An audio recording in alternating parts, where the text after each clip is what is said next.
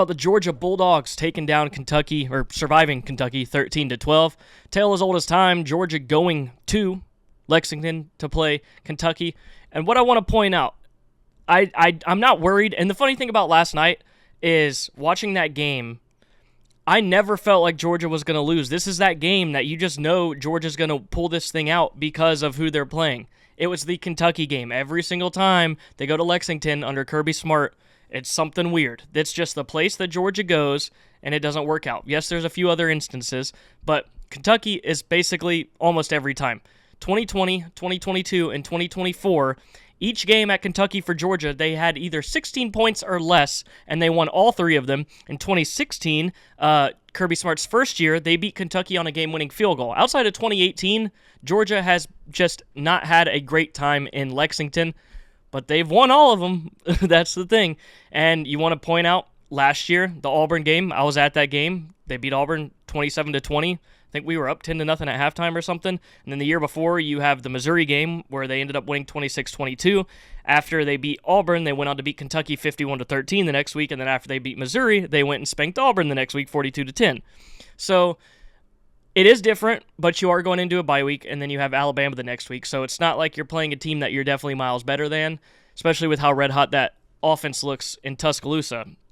However, a lot of things always get blown out of proportion, especially when you're talking about a team like Georgia. I mean, Kirby Smart even kind of stated it last night when he was talking. He was just like, these things kind of happen, and he referenced the Missouri game.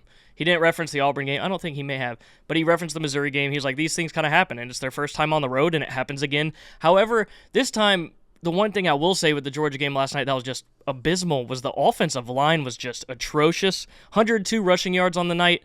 However, at the end, they kind of got it together when they ended up going down the field, and Etienne had that crazy, and I mean crazy drive. Let me make sure I have this right. That drive into the third quarter, going into the fourth quarter from with Etienne on that drive was crazy. So Georgia has a 10-play, 68-yard drive for the only touchdown of the night. Okay, they start at the Georgia 32. Things are going. It's a 3rd and 2 at Georgia's 40. Etienne has a 12-yard run.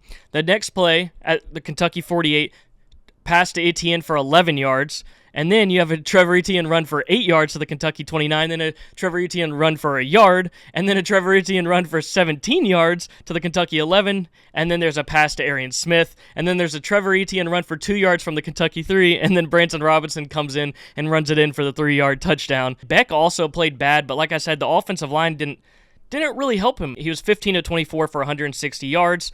There were no interceptions, but he did have the messed up snap with Etienne that could have been really bad, that kind of stalled that drive, and that could have been bad and swung the momentum back for Kentucky. But it really never felt like Georgia was going to lose unless you were a Kentucky fan that was super hopeful. It was one of those things that everyone knows when that clock hits 0, it's going to be Georgia on top. And especially with Stoops not punting, and I know he doubled down, which I'll get to that in a minute, but Georgia, the offensive line will have to be cleaned up before the Bama game. I know it didn't help with Tate going down, and it just got worse and worse from there. But Georgia, you should have lost this game, but there's been games that you should have lost, but you were that talented where even games you should lose, you win, and that's props to your program. That's just how things work when you are that elite.